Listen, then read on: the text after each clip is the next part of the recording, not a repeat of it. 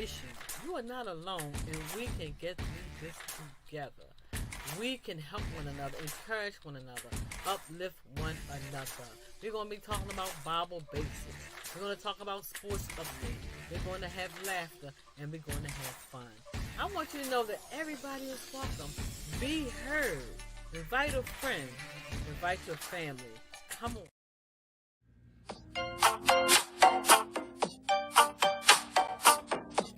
Do you love waking up early in the morning, struggling to figure out what to do with your hair? We've all had our share of bad hair days. Are you ready for a change? Lock it and love it with Lock and Love Salon, conveniently located at 8117 Liberty Road, Windsor Mills, Maryland. Start your lock journey today. Lock and Love's professional services and artistic designs will keep you blazing in the hottest trends while maintaining and protecting your hair. Honey, Lock and Love is an experience. Once you try Lock and Love Salon, you won't try anyone else. Lock and Love offers starter and maintenance locks, fox locks, detox, shampooing and conditioning, lock treatment, lock extension, coloring, and much more. Sorry, but Lock and Love doesn't accept walk-ins. What are you waiting for? Call 410-970-3791 to set up your appointment today. Trivia's Inspirational Radio would like to inform you that the views, thoughts, and opinions expressed in the following show are solely the sentiments of the participants of the show. Trivia's Inspirational Radio Network is not responsible for content. As always, thanks for watching and enjoy the show. Good evening, good evening, good evening. I am so excited. I had the pleasure of meeting you way back when, just over this long summer. And you made a difference, not only in my world, but in the world of over 30 youth workers. It was about 30 of them, wasn't it? Yeah, Yeah. about 30 youth workers. But what I want you to do is, I would like for you to tell our listeners who you are. Let's start with that. Yeah, let's start there. My name is Kawan Glover. I am a stroke and three-time brain surgery survivor. I'm an author and an emerging screenwriter. And I'm here today to tell you all an amazing story, and hopefully you can gain something from that. Amazing. Guess what? I normally pray before I start my show. So I'm going to pray. I'm going to bring us in right. And then we just going to dive right in. Okay. Okay. All right. Most gracious and eternal Father, we just come to you tonight, giving you glory, giving you honor, giving you praise. We come thanking you, God, for the experiences that you've allowed us to experience and the journeys that you have taken us to and from. We ask that you would be with us tonight as we have a conversation, and that you would allow the listeners that need to hear this story to be a part of it. In Jesus' name we pray. Amen. Amen. I am excited because when I met you, I was like, okay, we're going to have a one and done. He's going to come. We're going to figure out how we can work together. And I ain't going to talk to him no more. But I knew I needed to stay connected to you because you have a lot to offer. Just listening to your story, when I first heard it, I was like, did he say what I thought he said? And I don't tell a lot of people, but sometimes I have this thought and it's similar to your story. And I'm just like, all right, devil, I rebuke you, I rebuke you. But when I heard your story, I'm like, the devil was no match for that. And when I think about just the brain surgery, just enduring everything that it took, can you tell our viewers and our listeners a little bit about that situation? Yeah. So back in 2014, I was in college. I was about 20 years old, and I was doing everything college kids do: partying, drinking, smoking, all the stuff you're told not to do when you're growing up. And I was traveling to an internship one day, and my boss at the time, he kind of looked at me and said, "Hey, something. Are you okay?" And I couldn't speak. I couldn't get words out of my mouth. And fast forward to a doctor, to a hospital, to another hospital, and they discovered a mass was on my brain. And they sent me home to monitor. And 2 days later, I lost my vision. I lost balance, and I started having really bad headaches. So in 2014, August 15th, I believe, I had my first brain surgery to remove something called a cavernous malformation. And unfortunately, or fortunately, a month later, I had a stroke. And because I went right back to college and everything I wasn't supposed to be doing a week after the surgery. And then, fortunately, I'll say the mass grew back in 2015, the following year, and then it grew back in 2017. And then I had a huge medical debt, like $1.2 billion. But by the grace of God, I was able to put all that behind me. And not only my own resilience and the faith I had, but I had a community of people around me that supported me and pushed me forward. And then I wrote a book about it. And then maybe a couple years later, I met you, and now we're here. I love it. But what I love the most is the fact that you said you wrote a book about it. Yes. What possessed you? And I say possessed because when we are authors, it take a lot. What possessed you to start writing about your journey? It's funny trivia. Like, I remember wanting to put this stuff behind me. And I was like, I'm done. I don't want to deal with this anymore. And my original intent coming into college was I was going to pursue a career on Wall Street. I was going to do finance. And my grandmother, who's like my spiritual guide, she said, you should write a book about that. And she kept nudging me and nudging me and nudging me. And I was like, Grandma, I don't want to write a book. I'm done with this. And then one day I just sat down and I was like, well, if I was to write a book, how would that look? What would that look like? And I knew that at that point in my life, I reached the end of that journey. So I was like, oh, well, I know the ending. Now I just got to get there. So one day I just sat down. I think it was July 13th, 2018. I just started writing. And then maybe a couple months later, I was done. And I mean, the words just came to me, and the memories just came to me. And then, of course, I had help to fix the story. But I mean, it started from the nudging of my grandmother, and it just finished because I already knew where I was at the end. So I just had to write from the beginning. So first of all, you're still in my questions. So before I can ask you the next question, you already answered it.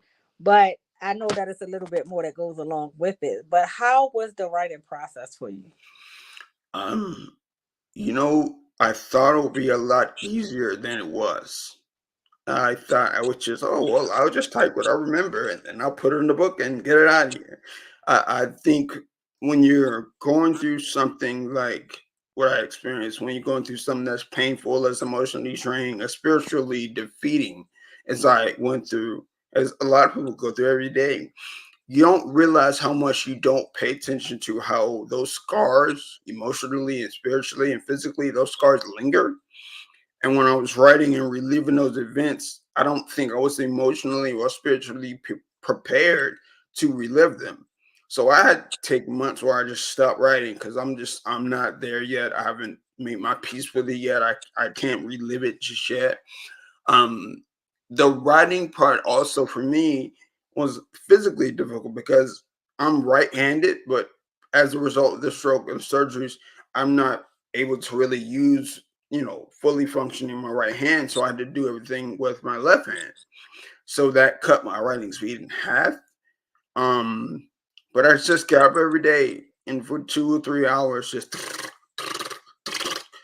and after a while, after dealing with some of these emotions, after facing some of those traumatic instances, and just letting it all out there and kind of typing through the tears and fighting through the pain, I was able to finish. But it was a difficult process, and I think the writing process might have been more emotionally difficult than surviving the actual surgery. I mean, they put you to sleep and you just wake up and it's done. But the writing process, that book, those words are waiting for you every day. Like at some point, you got to finish. So I did. So, have you gone back to even read your book? So I did when I first wrote it. I just remember feeling like I'm done. I don't need to do this anymore. And I submitted it to a developmental editor. So when you self-publish, you want to get editors to help you, because like your thoughts, like the way you think, is the way people are going to read the book. And then I read it again to fix it up, and then I was going to do an audio book, and that led me to have to read the book over again out loud, but then the audio got messed up. But I've read it probably 3 times, but I haven't looked at it since then. Like I've given people copies, signed copies or whatever, but I have not read it cover to cover. And it's interesting, like here and there, I've glanced at a few pages and been like, oh, I could have added more detail there, or I didn't need to say that like this. But I'm a firm believer that what was said or what was written when it was written was meant to be written. It was meant to be read that way. So I don't plan to read it again. I may update it one day, but I think I'm good where I'm at. I like that because so I'm a author as well. And one thing that I've learned is it's very rare that I'll go back and read it after I've accepted the proof, because I'm normally feeling like, okay, again, like you just said, if if I wrote it, then that's what needed to be written. I'm not using an AI tool. I'm not using anything extra that's adding words that's not from my experience. So I'm always wondering, like, especially those authors who are really into reading and things like that, how often do you go back and revisit your own story? And then I thought about what you said when you were talking about the traumatic experience when you're writing, um, and how that would be impactful when you go back to read it after you've written all of that stuff down. So my question to you is, while you were writing, did you find that you had to do any additional research about anything that you wrote, or did you feel like it was just in you naturally? Um, I think for the medical stuff, I had to dig a little deeper because it was something called cavernous malformation. I had to understand about the inner workings of the brain. Um, but for the most part, it was based on my emotional experience. I didn't really delve too deeply into the medical terminology or the actual procedures I underwent. And I feel like the message that needed to be told was left on my spirit. The imprint was there. All I needed to do was put it on paper. So there was never a need for me to go and even ask people. Like some of the stuff that I remembered and put on a page, my grandmother read the book and it's just like, how do you even remember that? Like I remember that, but how do you remember that? Like you were in and out of consciousness that way. So, you know, I never felt the need to do any extra research. I just wanted to tell the story as I saw it. And if, one day I choose to update it, maybe I'll go back and do some research or whatever. But for what it is now, I think I did just enough.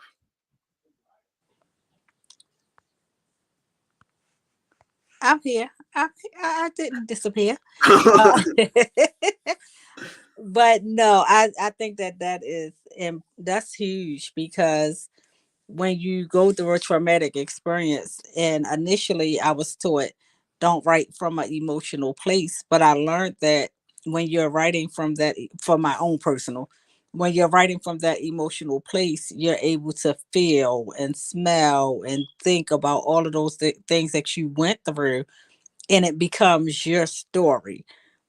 Do you believe that as you were going through the writing process, that um your your version of the story would add up to, what other people that were a part of that story would agree with? Because a lot of times, like I think about my daughter who was in a hospital for 2 months, but a lot of people said, well, I think that I felt like she would have came out a different person, or and the reality was, I'm gonna let you answer that, because once you answer, I'm gonna see if you're feeling what I'm feeling when I say that it's different for different people. Yeah, I think it's a matter of perspective, right? Like if you are going through versus someone who may be watching what's happening, you have a totally different perspective, have a totally different understanding, you have a totally different response and emotional attachment to what's actually happening. So this story was told from my perspective. Now, if my grandmother or my mother or my father or my sister were to write the book, who might be a little differently. They might be talking about how they felt watching someone they love go through this thing, or they might be, what it was like to go home at night and wonder what I was doing at the hospital. Um, so it is for me, it's a matter of perspective. And I wrote this journey that I went through from my perspective. And I always love it when someone would call me and be like, "Oh my God, I remember being there. I remember where I was when this was happening. I remember people were talking about it." Like that's it gives me a kind of a 360 perspective. People fill in those gaps that I didn't have and I wasn't present for. But I ultimately feel like this was the best way to tell the story. Now, if someone else wants to give their perspective, like my mom is someone who was close to the situation, that's their story to tell. But this is mine. So I just felt like I told it the best way possible. I appreciate that, because I felt like with my daughter, her experience was her experience, and she may not remember everything, but for me, my experience was a way for God to deliver me in certain areas. So I really just asked that question because I want everyone that's viewing and listening to know that we all go through traumatic experiences, but depending on who you are, your perspective is going to be different. And I just wanted to hear you say that, because a lot of times we think that it's just about the person that's being directly impacted, when it comes to writing a story. And um, my question to you is, who is this book written for? So at the time, I mean, I think the first draft of it, like it's like full of typos, full of missing story elements, full of stuff, and that was purely from an emotional place. I believe that first draft was for me, but the polished version of this book is for, I would say, anybody in my generation or younger.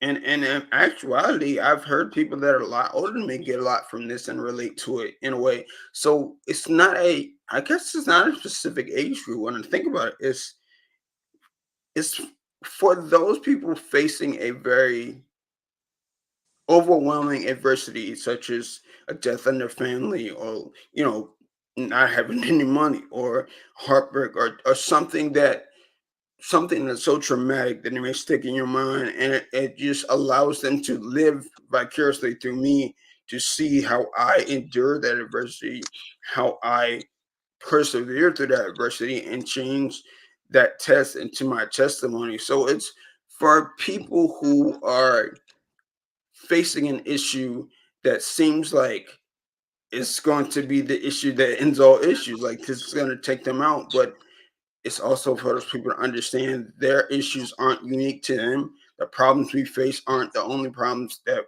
we face. I met a guy who had 5 brain surgeries immediately after my surgery, so I knew my issue wasn't unique.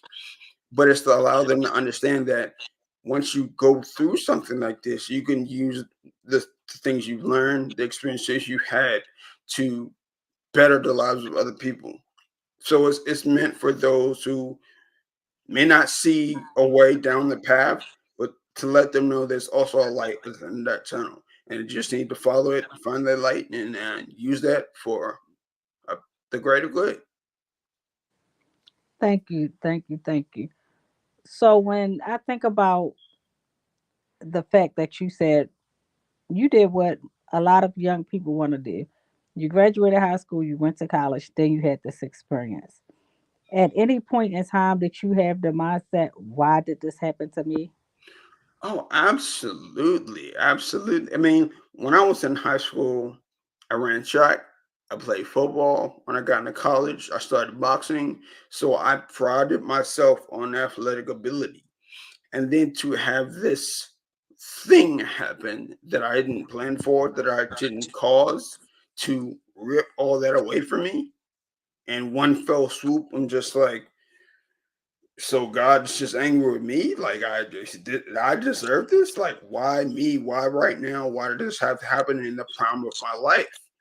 And what I realized is I listened to a lot of Les Brown, and I was asking why me? Why me? Why me? This is so unfair. My life is over. Like why me? And he was just like, well, why not you? And then he went on further to say, if not you, then who would you like it to be? And I was like, oh man, I wouldn't wish this on my worst enemy. Exactly. So why not you? And I think the fights we face in life are specifically meant for the person to deal with. Like whatever issue you face is specifically meant for you. And once I accepted that and realized that was my truth, I stopped asking why me. It's like, what can I do for others with this gift? And that's been pushing me forward ever since. Well, first of all, let's more. Let's not even.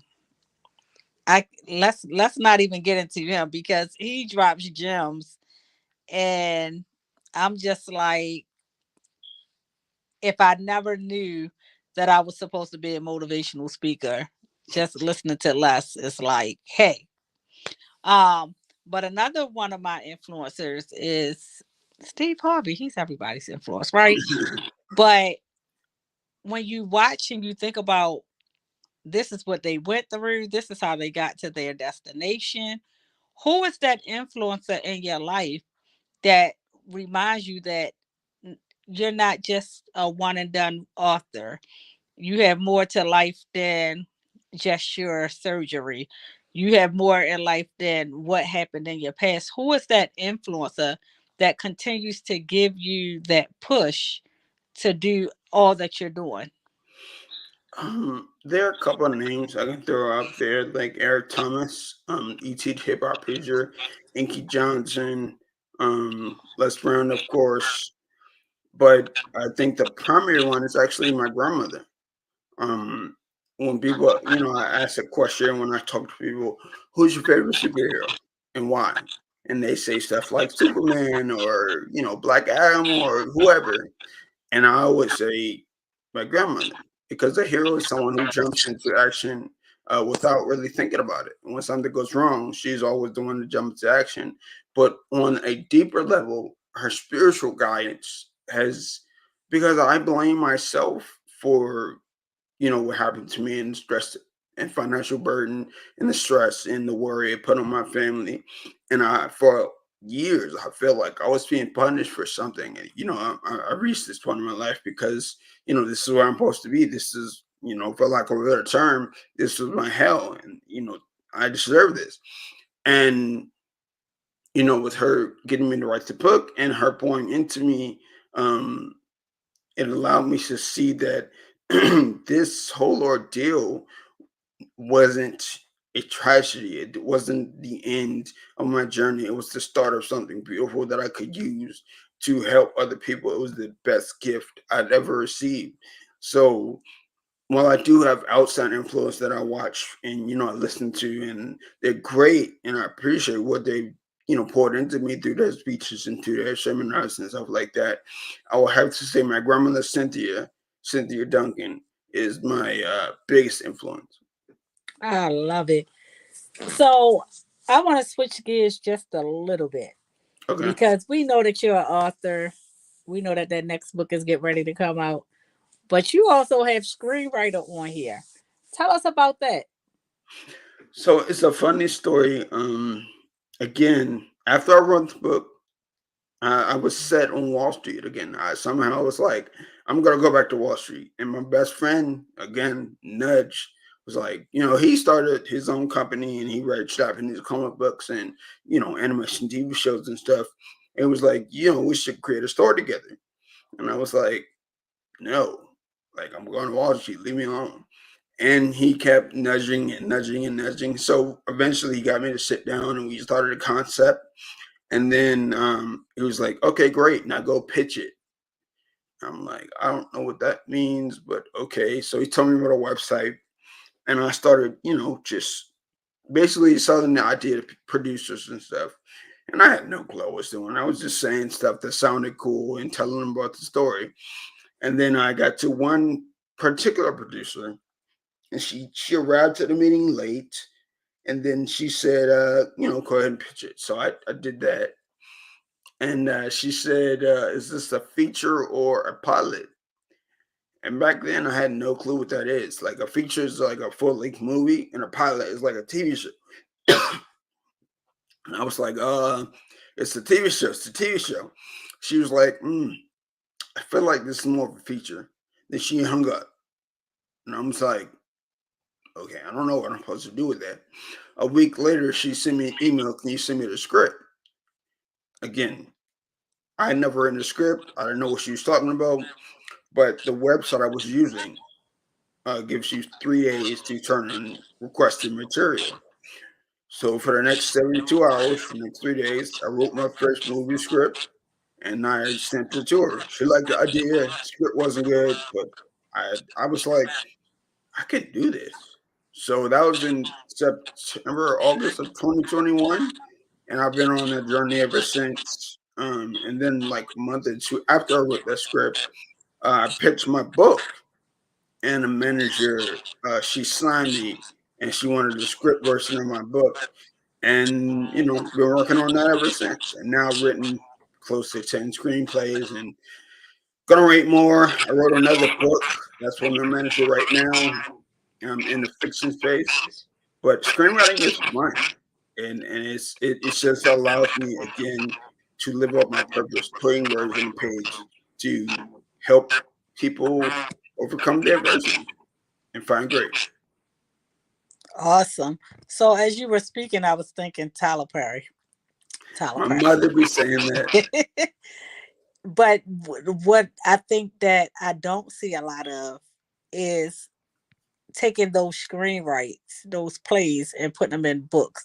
Do you see yourself taking some of the plays that you've written and making them an actual book? Yeah. So remember that screen? Remember that idea I just told you about that me and my best friend came up with? I made that a book and I slipped it to the manager. So hopefully we're going to be in the process of selling it in the first quarter, second quarter of next year. Um, and then I have a list of 50 screenplay ideas, and I have my manager go through and highlight the ones she thinks she liked the most. And they're gonna both be books and screenplays. So this is what they call intellectual property. I'm creating my own IP. So um, when I have an idea, I see it as a book and a movie or a book and a TV show. I love it. I'm just excited because we are featuring authors and musical artists this month. And first of all, I want to thank you because when I said, "Hey, can you come on and do it?" You didn't dispute. You were like, "Yeah." And that's how we get to show our young men and our young women that the world is bigger than what we see in our neighborhoods, right? So this summer I had an opportunity to watch you work, and it was bigger than being an author. It was bigger than being a screenplay. I watched you work with 30 of my babies online, and they were engaging and asked a lot of questions.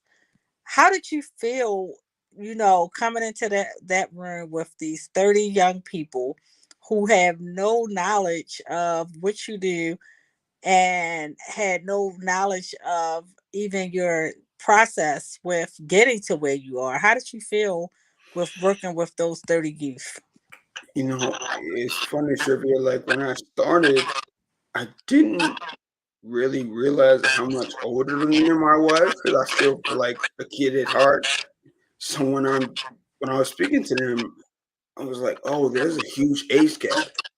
But like I still want to talk to them to be relatable in that I allowed myself to be where they were and meet them where they were. And it felt like not that I was talking at them, because I was having a conversation with them, and the fact that they were engaged and listening to what I had to say, versus like this guy doesn't know he's just old. He needs to stop talking. Like I felt listened to, and I think that's what a lot of people need to be listened to. But I felt like I was doing my purpose and um like imparting some important lessons, some lessons that I may have even benefited from at their age. So it felt really good. And I felt like maybe there's something there for me as well. I love it. And you already know coming on this platform, you're going to be getting calls. But Miss Angela Epps said she's going to keep you on her radar because you are you are filled with the miracles and praises of God. And I always have to make it known when I'm doing an interview, when I'm doing anything trivial, inspirational radio, or anything that God calls me to, that is God first, right? And we have to know that these experiences, these miracles, these journeys that we go on, it's not something that we could have conquered up ourselves, right? So I appreciated the fact that you came out, you talked to those 30 babies, and when they finished, we did an end of the year evaluation. And you came in at the beginning and they were still remembering your story. They were still remembering that you are an author. One of the young ladies said, hey, I purchased this book while he was talking. So, I just want to thank you because you allow God to use you in the place that you are. But I do have some other questions, but I want to take a little break really quick if you're okay with that. Yeah, that's totally fine.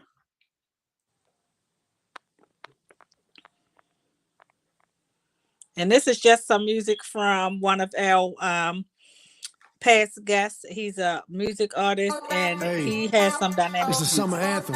Hey, hey. Pull up in the 300, looking 100. Ever since I started, yeah, you know I've been stunting. Do it for my guy, got the squad and we coming.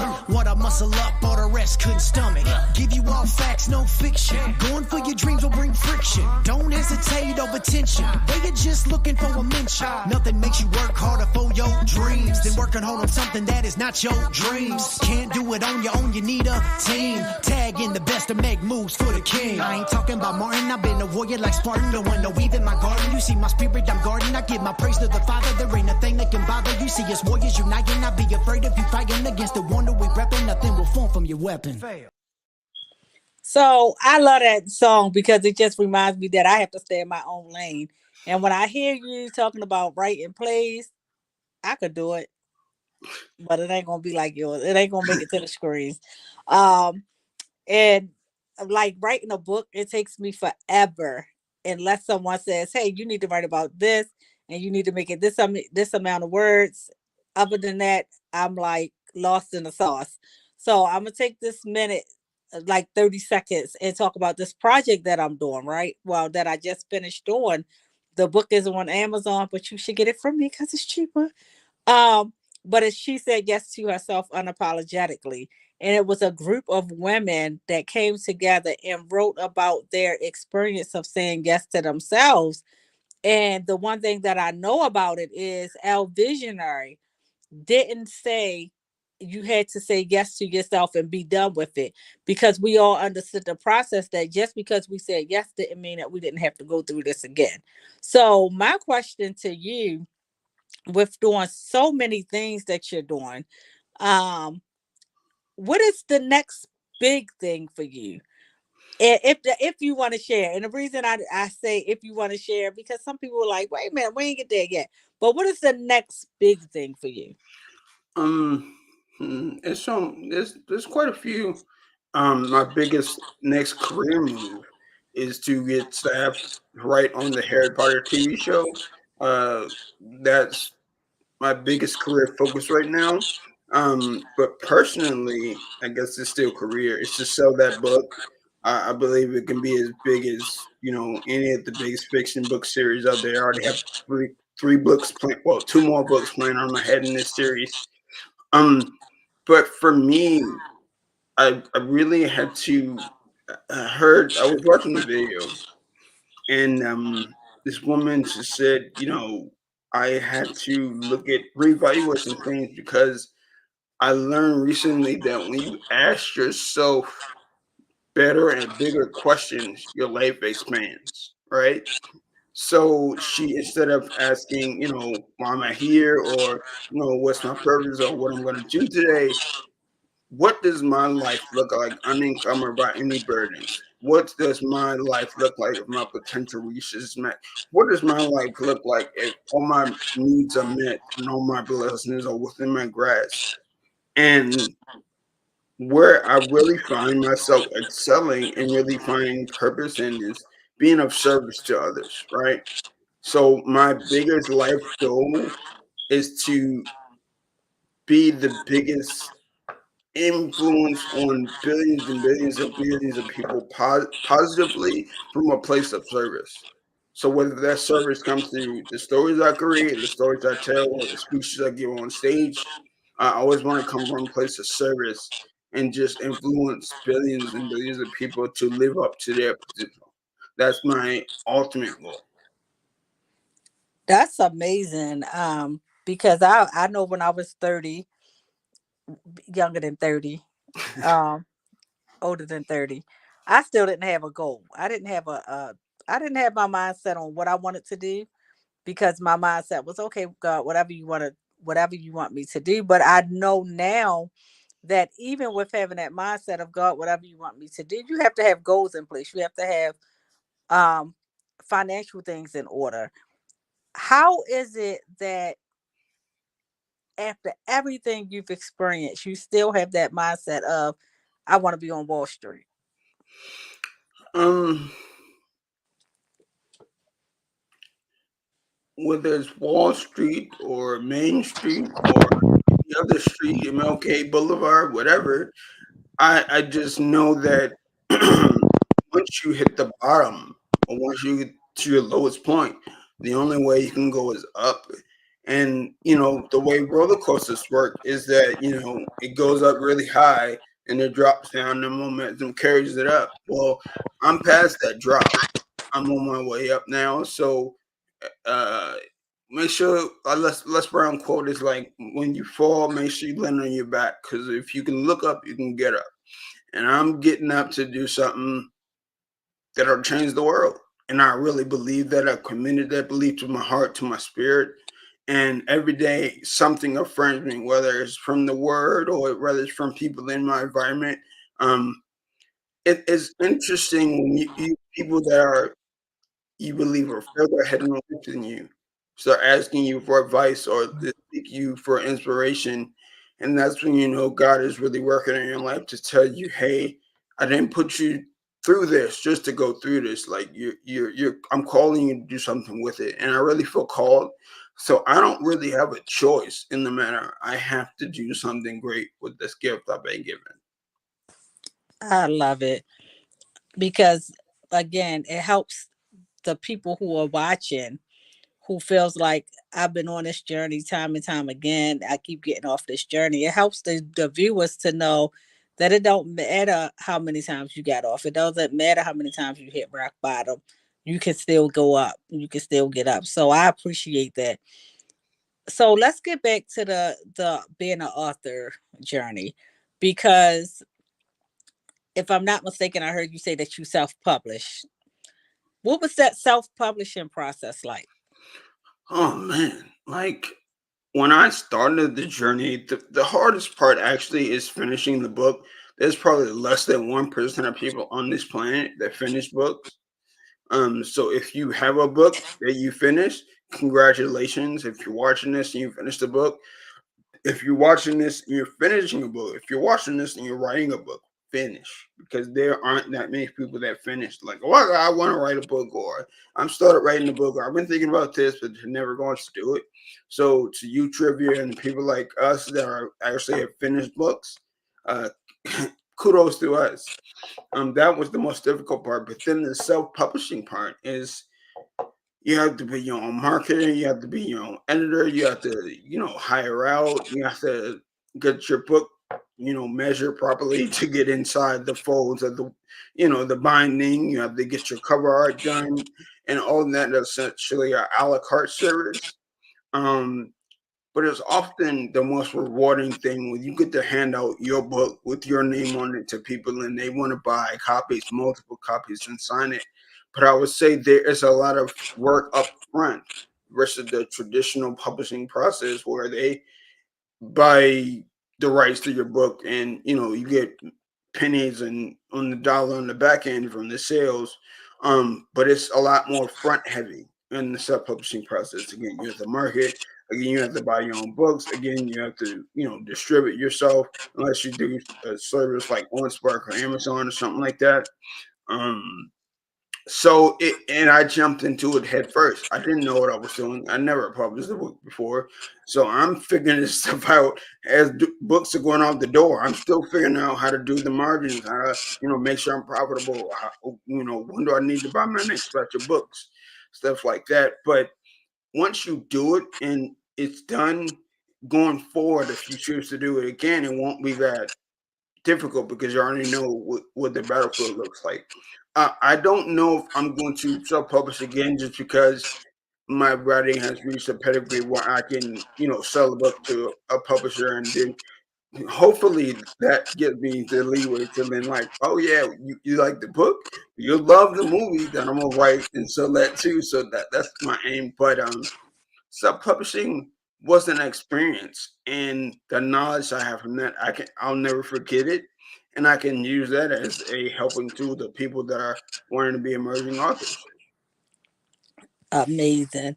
So I raised my hand. I'm a 10-time author, but guess what?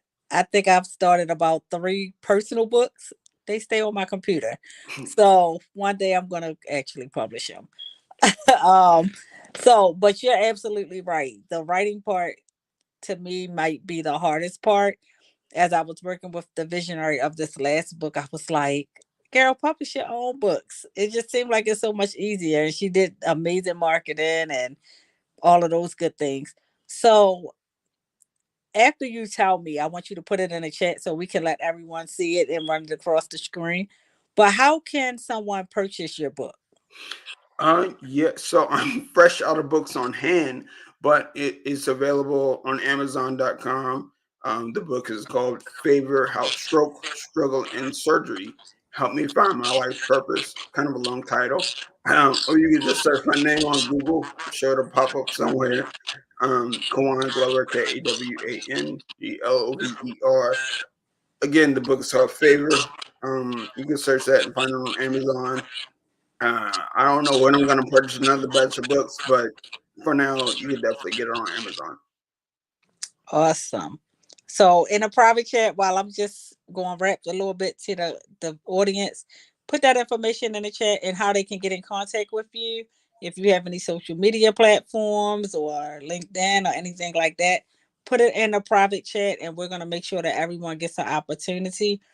So the purpose of this show, The Journey, is to help the listening audience, the viewers, and those who may see us on Roku TV or listen to us on a podcast or even on the social medias to know that we did not just wake up and arrive to where we are.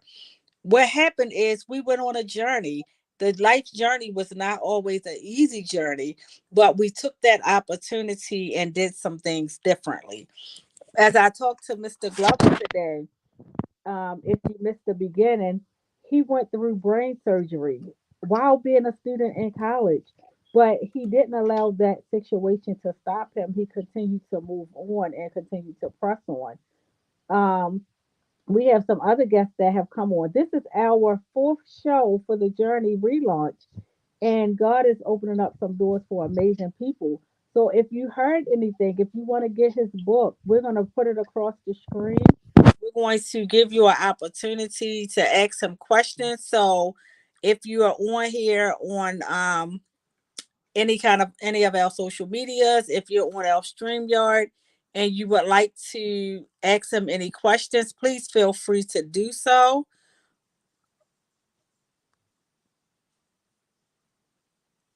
and I'm just uploading this question. I mean this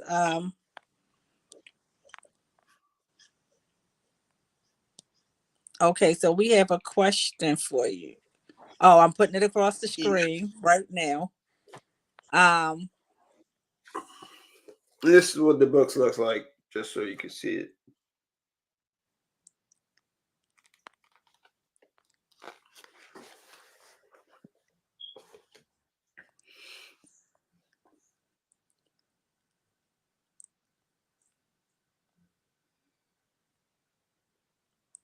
there we go. All right. So that's on all social medias, Mr. Kawan Glover. Yeah, that's LinkedIn, Twitter, Instagram, Facebook, all those places. Kawan Glover.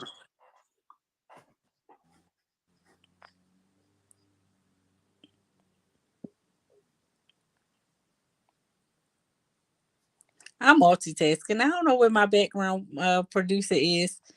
I think she just left me hanging. She's like, I'm going to bed. Um, so yep. So if you want to get the book, that's the name of the book.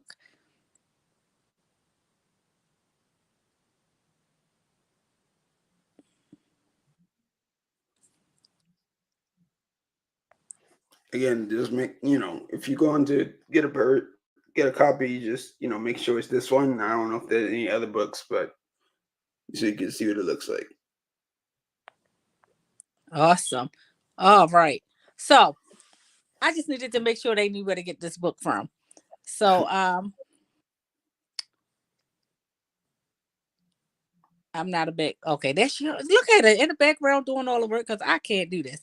And she's putting up the name of the book for you and how you can get it. So as we prepare to close out, because this is an amazing event, I'm putting you on a spot. Will you be back with Bondage to Grace Connections you first this year? They miss you. Of course, of course. I think it's a wonderful experience too. And my grandmother, she always says, "You are your ministry. It's a Joshua generation, and Yes. that's the people that are my age or younger." So I feel like that is my ministry. That is my calling. That is the group I should be speaking to and imparting knowledge to. So any opportunity, again, I don't know if I told you this, but I spoke up at schools, high schools, elementary schools, middle schools in the northeast of the country. So I think it'll be a wonderful opportunity, especially because the kids look like me. And I think that's important to see somebody that looks like them doing something that's positive, in spite of all the circumstances I faced. I feel like that's getting ready to be the next title of your book. I'm just saying, I'm prophesying, I'm doing something. But I think that sounds like a good book for you. Because I did not realize that you were your age. But what would be a bit of advice that you would give to those folk that's in that 30 and under crew? I think now, because of the prevalence of social media, it's so easy to compare and let your self-esteem, let your faith in yourself, your confidence in yourself, be dwindled, let it be dwindled away because, oh, look what they have, look what they're doing. And I always say that you can't compare somebody's chapter 22 to your chapter 2, right? Because your path was specifically, very meticulously designed for you to walk it. If you spend your time driving, looking over the next lane or looking in the rearview mirror, you're gonna crash. Always put one step, one event, one person, and just keep moving forward and what you were called to do. And you know what you were called to do, whether you say, I don't know where I'm going, I don't know what this means, I don't know what I'm here to do. Think about the things that give you joy. Think about the things that have brought you real peace, real calm, real gratitude. And follow that. The money, the influence, the power, whatever you seek will come as long as you tap in and really utilize your gifts. And the gifts you're given, whether it's the gift of gad, the gift of healing, the gift of, I don't know, math, all those things are gifts that you were given and they cannot be taken away. But it's up to you to use that gift to the fullest of his ability. And once you do that, once you accept the fact that it's your gift and you do something with it, your life will change and it'll never ever be the same. I love it. So, whew, that's some as my girlfriend says, you gonna make me throw my phone because that's some serious stuff. Like, we want to walk in places where our lives are never going to be the same, right? We don't want to experience stuff that we don't have to experience. And we want to take others on a journey with us. So my last question to you about being an author is, do you ever, and I know you said you have your friend that you talked to before, but do you ever think about doing like a collaboration with other guys or other people who have had traumatic experiences that like you've had to experience? I've been offered that opportunity before. Um, and I didn't do it then because my story hadn't been published. And I'd like to get my story and what I'm doing on a bigger platform before I um, collab with other people because I want to utilize my story to the fullest extent before I share the same space with other authors. Not to say, oh, I want all the glory. It's just, I want to make sure I'm getting all I need to out of my own story. And then, at some point, I will be at a place where me collaborating. I think that's what it really boils down to. Me collaborating with others. I want to be in a place where my collaboration will be a benefit to them. It's not that we're competing in a group project. It's like, oh, I have this platform. Now that I'm collaborating with this author and this author and this author, I can push their work forward. So when I'm in a place to do that, of course, I will open the doors to make that opportunity possible. I love it. And Miss Angela said this advice goes for her as well, and she's well over 30. She said, thank you for that encouragement. And I agree. Um, I'm in chapter 47, and my chapter 47 does not look like my chapter 30. My chapter 47 does not look like my chapter 37. I don't want those chapters back because where I'm walking at now is completely different. But the one thing that I can say is I thank God that I'm able to provide these platforms for young men like you, young women, older women, and older men who know the power of God, know the will of God, and continue to walk in their greatness. And I just want to encourage you to continue to walk in your greatness because guess what? Your greatness is going to be impactful to the next person who feels like their situation is that difficult. Your situation, your impact is going to make a difference. It's going to shift in the lives of men, women, children who feel like they just can't get up and they've gone too far down. But just because you know how to self publish now, just because you know how to write your own story, just because you know how to take the words in your head and put them on a paper for others to emulate, for others to work and be their greatness is powerful. Miss Angela said she'll begin chapter 59 on Saturday, and God's willing, she'll have to get busy to truly help someone. And again, as I say on all of my shows, God's purpose for our lives is to win souls for him. And I believe today, just by hearing your story, just by seeing your persistence, someone's life is being saved. Someone is going to walk in their greatness. Someone is going to believe in the miracles of God because they see you as a walking testimony. So again, I just want to say thank you. I'm going to say thank you because every time I see you, every time I hear your story, it reminds me that I don't have a right to give up. I don't have a right to not do what I'm called to do. Um, so I want to give you an opportunity and you can talk about anything, any last and final words that you might have. Um, we're gonna go a little bit hood. Any shout outs you want to give? I want, accept your congratulations and your awards tonight, all that good stuff. Yeah, I want to give a shout out to, of course, to my family, my Lord and Savior. I want to give a shout out to my grandmother, my mom, my dad, my sister, my best friend Anthony Robinson, um, and the community of people that supported me when I wasn't sure I was going to get out of this. Wasn't sure I was going to pay.